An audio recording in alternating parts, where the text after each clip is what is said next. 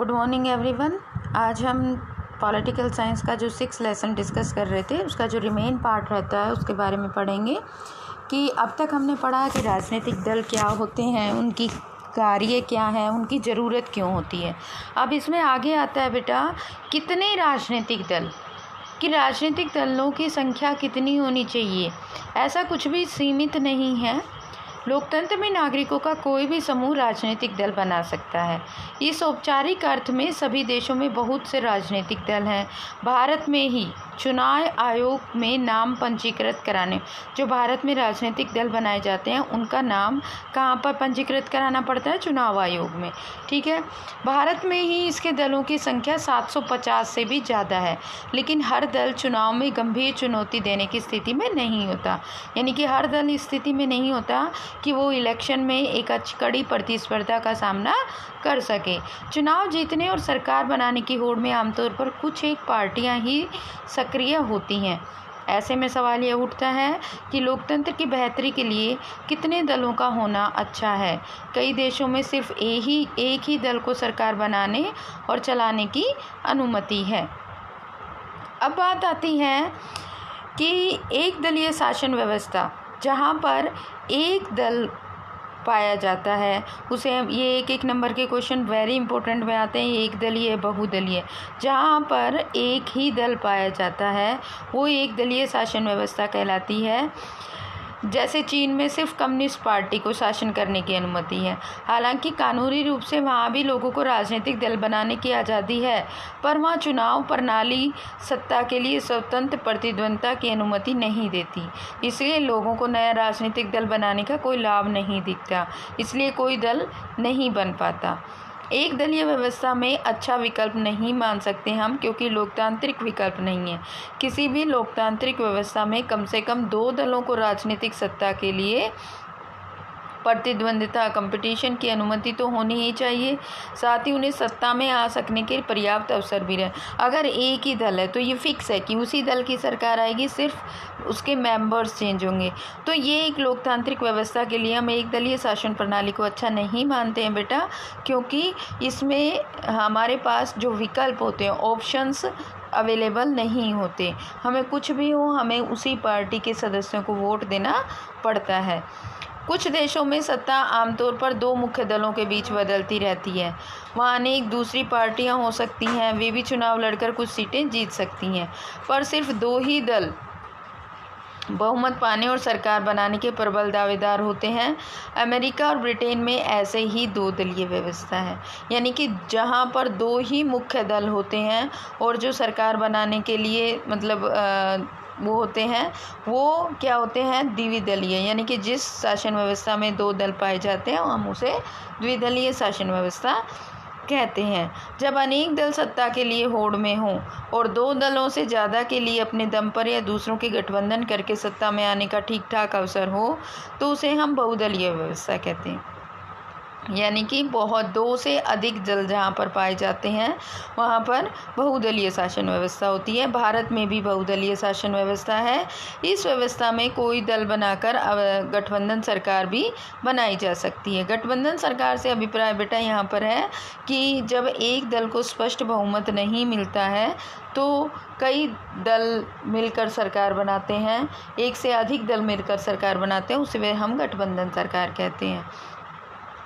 जब किसी बहुदलीय व्यवस्था में अनेक पार्टियां चुनाव लड़ने और सत्ता में आने के लिए आपस में हाथ मिला लेती हैं, इसे गठबंधन मोर्चा या गठबंधन सरकार कहा जाता है। अब आगे इसमें आता है कि कौन सी प्रणाली बेहतर है।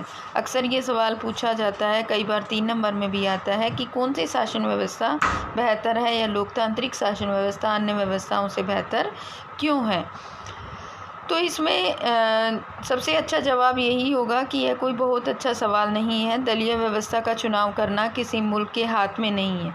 यह एक लंबे दौर के कामकाज के बाद खुद विकसित होती है। इसमें समाज की प्रकृति, उसके राजनीतिक विभाजन, राजनीति इतिहास, इसको चुनाव प्रणाली, सभी चीज़ें इसमें अपनी भूमिका निभाती हैं। इसे अपनी विशेष परिस्थितियों के अनुरूप दलीय व्यवस्था विकसित करता है। जैसे अगर भारत में बहुदलीय व्यवस्था है तो उसका कारण यह है कि 2-3 पार्टियां इतने बड़े मुल्क की सारी सामाजिक और भौगोलिक विविधताओं को समेट पाने में अक्षम हैं। हर मुल्क और हर स्थिति में कोई ही एक आदर्श प्रणाली चले, यह संभव नहीं है। अब बात आती है राजनीतिक दलों में जन भागीदारी। ये तो इसमें डाटा दिखा रखे हैं, ये आप लोग खुद भी पढ़ोगे तो भी आपको समझ आ जाएगा कि किस तरह से किस दल की कितनी भागीदारी है। अब है आगे इसमें राष्ट्रीय दल, यानी कि जो नेशनल पार्टीज़ होती हैं। एक होती है बेटा क्षेत्रीय दल, ठीक है, यानी कि जो नेशनल लेवल पर हर स्टेट में इलेक्शन नहीं लड़ती, सिर्फ एक क्षेत्र में। जैसे फॉर एग्ज़ाम्पल हरियाणा की इनेलो पार्टी है, ठीक है, वो क्या है, इनेलो एक क्षेत्रीय दल है, यानी कि सिर्फ जब हरियाणा में इलेक्शन होते हैं तो वो अपने कैंडिडेट उतारते हैं, अदरवाइज़ नहीं। अब कांग्रेस है, बीजेपी है, सपा है, ये सब क्या है, राष्ट्रीय दल है। विश्व के संघीय व्यवस्था वाले लोकतंत्रों में 2 तरह के राजनीतिक दल होते हैं। संघीय इकाइयों में से सिर्फ एक इकाई में अस्तित्व रखने वाले दल और उनके या संघ की सभी इकाइयों में अस्तित्व रखने वाले दल। भारत में भी यही स्थिति है, यानी कि सिर्फ एक ही राज्य में या पूरे देश में।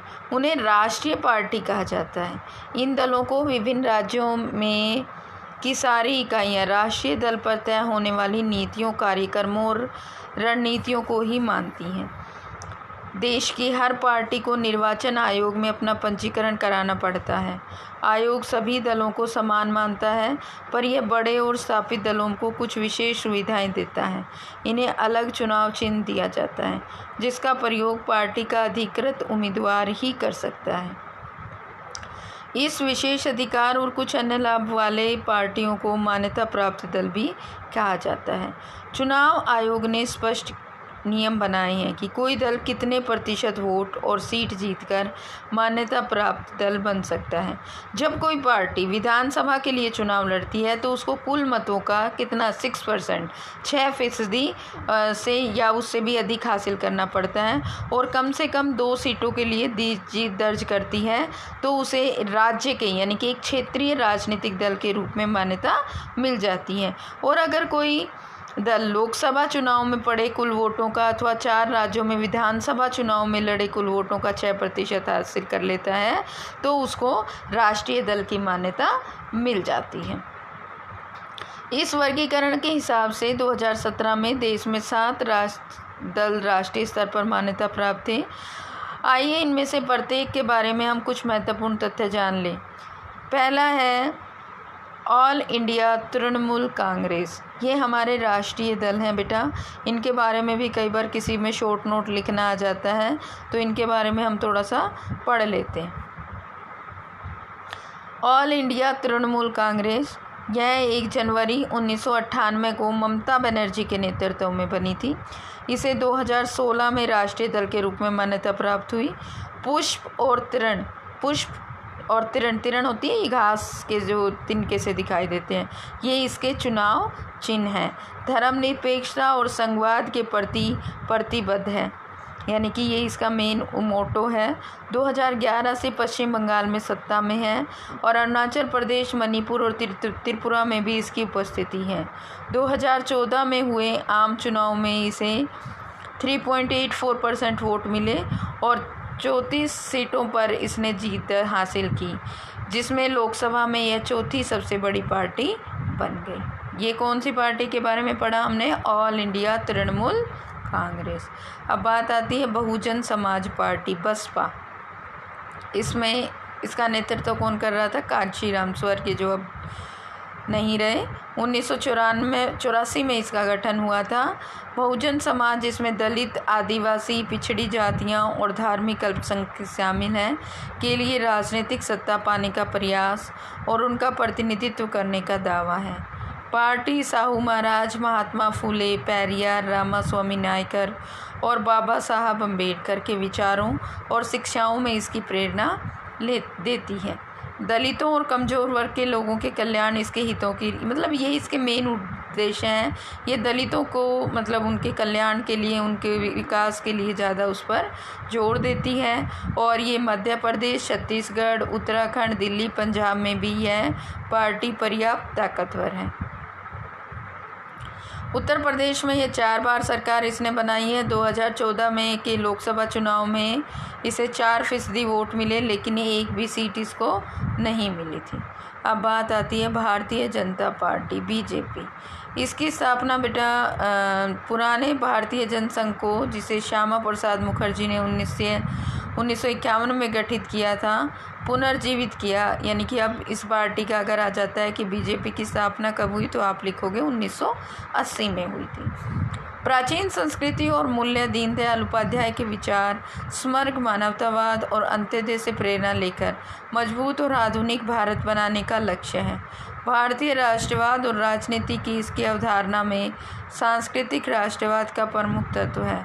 पार्टी जम्मू और कश्मीर को क्षेत्रीय राजनीतिक स्तर पर विशेष दर्जा देने के खिलाफ है, और जो इसने ख़त्म भी कर दिया है पिछले साल। यह देश के रहने वाले सभी धर्म के लोगों के लिए समान नागरिक संहिता बनाने और धर्म अंतर पर रोक लगाने के पक्ष में है। 1990 के दशक में इसके समर्थन का आधार काफ़ी व्यापक हुआ। पहले देश के उत्तरी और पश्चिमी तथा शहरी इलाकों तक सिमटी रहने वाली इस पार्टी ने इस दशक में दक्षिण पूर्वोत्तर देश के ग्रामीण इलाकों में अपना आधार बढ़ाया। यह पार्टी 1998 में सत्ता में आई। गठबंधन के कई क्षेत्रीय शल शामिल थे। 2014 में लोकसभा चुनाव में 282 सीटें जीतकर इस सबसे बड़े दल के रूप में उभरी। 2019 में भी से और अब तक यह सत्ता में है। अब बात आती है communist party of India CPI। ये मार्क्सवादी, लेनिनवादी, धर्मनिरपेक्षता और लोकतंत्र में आस्था वाले सांप्रदायिक ताकतों की विरोधी पार्टी है, और ये संसदीय लोकतंत्र को मजदूर वर्ग, किसानों और गरीबों के हितों को आगे बढ़ाने का एक उपकरण मानती है। इसका चुनाव चिन्ह गेहूं की बाली और ये जो इसे हम क्या बोलते हैं, दराती या फलसा जो भी है वो है। इसका जनाधार जो है वो है केरल, पश्चिम बंगाल, पंजाब, आंध्र प्रदेश, तमिलनाडु में अभी भी ठीक ठाक स्थिति में है इसका। 2014 में लोकसभा चुनाव में इसे 1% से कम वोट और 1 सीट हासिल हुई। मजबूत वाम मोर्चा बनाने के लिए, सभी वामपंथी दलों को साथ लाने के लिए ये पक्षधर है। अब बात आती है communist party of India Marxist CPIFM। ये भी लेनिनवादी, मार्क्सवादी विचारधारा यानी कि समाजवाद और धर्मनिरपेक्षता की पक्षधर है और सांप्रदायिकता की विरोधी है। पार्टी भारत में सामाजिक आर्थिक न्याय को लक्ष्य को साधने में लोकतांत्रिक चुनाव को सहायक और उपयोगी मानती है। पश्चिम बंगाल, केरल और त्रिपुरा में बहुत मजबूत आधार, गरीबों और कारखानों, मजदूरों और खेतीहर पकड़। यह पार्टी देश में पूंजी और सामानों की मुक्त आवाजाही की अनुमति देने वाली नई आर्थिक नीतियों की आलोचक है। अब इसमें राजनीतिक दलों की चुनौतियाँ। अब जो इसकी जो 3 पार्टियां और 2 टॉपिक और बचे हैं बेटा, इनको हम नेक्स्ट वीडियो में करेंगे, क्योंकि जो अगर हम सारे ही दल अब कर लेते हैं, चलो वैसे तो ये 2 रह गए हैं, ये कर ही लेते हैं। इंडियन नेशनल कांग्रेस, इसे आमतौर पर कांग्रेस पार्टी कहा जाता है। ये सबसे पुराने दल में से एक है। ये 1885 में इसकी स्थापना हुई थी।